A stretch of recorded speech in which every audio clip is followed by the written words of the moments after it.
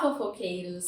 Deixa eu perguntar uma coisa pra vocês. Vocês já pararam pra se perguntar de onde surgiu aquele lacre de alumínio que fica nos frascos dos remédios? Por que a necessidade de ter esse lacre? Bom, meu nome é Naira e eu tô aqui hoje pra te contar essa história. Vem comigo.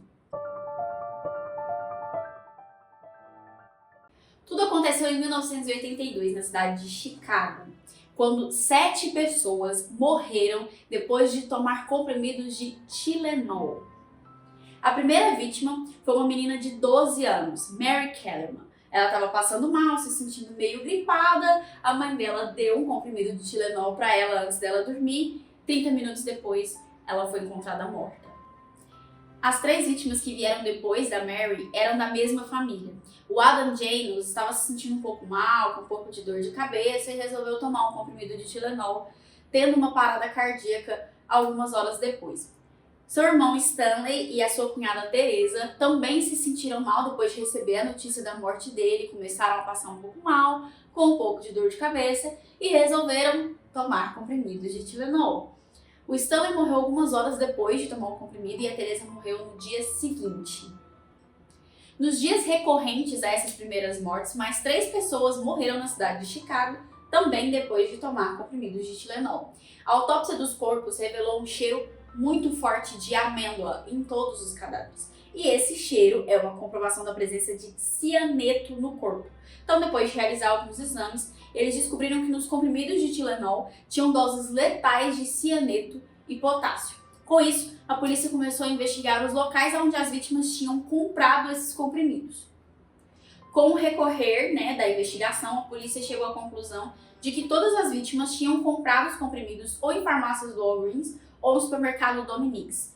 Existia a possibilidade de ter sido um erro de fábrica, já que todos os comprimidos eram do mesmo lote de fabricação, mas também existia a possibilidade de que alguém tivesse tirado esses comprimidos do estoque, colocado o veneno dentro dos remédios, já que eram comprimidos de cápsula gelatinosa, então ela não se corrompe, a pessoa pode injetar o veneno lá e devolver para dentro do frasco, e também pode ter depois devolvido para o estoque tanto das farmácias quanto do supermercado. Com isso, a autópsia que concluiu a investigação sobre os corpos disse que todos eles foram vítimas de envenenamento intencional. Como todos os remédios eram do mesmo lote de fabricação, as primeiras suspeitas caíram sobre a fabricante, a Johnson & Johnson.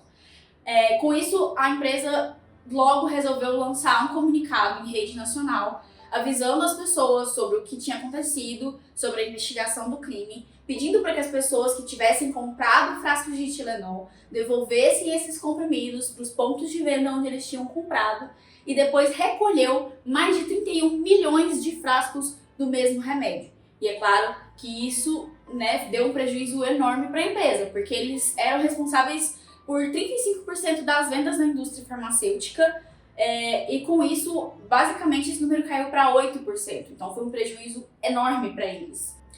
A imprensa, é claro, decidiu investigar um pouco mais a fundo essa questão da fábrica, se realmente não teria sido eles, se o envenenamento não aconteceu lá dentro da fábrica. A empresa recebeu todos os jornalistas de prontidão, mostraram para eles como funcionava o processo de pesquisa e como funcionava o processo de fabricação, que aconteciam em locais diferentes, não era no mesmo local. O uso de cianeto era feito, sim, no espaço de pesquisa, mas não no espaço de fabricação. Então o cianeto não fazia parte da composição daqueles remédios. Com isso, a investigação concluiu de que a empresa não era responsável pelo envenenamento que aconteceu na cidade de Chicago. E ela foi inocentada de todas as acusações. O primeiro suspeito sobre o caso, já que a empresa já tinha sido inocentada, foi um homem chamado James Lewis, de Nova York. Ele enviou uma carta para Johnson & Johnson, afirmando que ele tinha sido o autor do envenenamento e pedindo um valor de $1 milhão para que mais ninguém morresse envenenado pelo remédio. A polícia descobriu James Lewis através das digitais dele na carta, mas com o decorrer da investigação, eles não conseguiram encontrar nenhuma ligação dele com os casos de envenenamento. Mas ele foi condenado por extorsão, ele foi condenado a 20 anos de prisão, por crime de extorsão, mas cumpriu a pena mínima, que era de 13 anos. A segunda suspeita era uma mulher chamada Laurie Darren, não sei se a pronúncia tá certa, mas ela basicamente se tornou suspeita porque ela já tinha sido condenada por envenenar algumas outras pessoas, além de atirar em algumas pessoas num tumulto em Winnetka, mas logo também ela já foi descartada porque com a investigação não foi encontrada nenhuma ligação entre ela e os crimes de envenenamento por Tylenol. Em 1986, o caso voltou à tona com 3 mortes na cidade de Nova York, também causadas por envenenamento após tomar comprimidos de Tylenol adulterado. E apesar de todo o esforço da polícia para tentar descobrir quem que tinha envenenado esses comprimidos, como que esse envenenamento tinha sido feito, nenhum culpado nunca foi encontrado. Então até hoje não se sabe quem foi o responsável por matar essas pessoas, por envenenar esses comprimidos de Tylenol. Mesmo não encontrando nenhum culpado, nenhum responsável pelo envenenamento, é claro que a Johnson & Johnson tomou uma medida para poder impedir que mais pessoas fizessem o que esse assassino fez, de ir lá pegar os frascos, injetar o veneno nos comprimidos e depois devolver eles para venda. Então, qual que era a saída? Eles inventaram uma forma de impedir que os frascos fossem violados antes de saírem para venda. Foi assim que eles criaram a proteção de alumínio nas tampas dos frascos de comprimido, que impede que a pessoa viole o remédio, um frasco de remédio, sem ser descoberto. Afinal de contas, você só vai abrir esse lacre depois que você comprar o remédio. E assim, isso acabou impedindo que esse crime voltasse a acontecer. E aí, você sabia que esse era o motivo pelo qual hoje em dia nós temos aqueles alumínios nas tampas dos frascos de remédio, aquele lacre que impede que ele seja violado?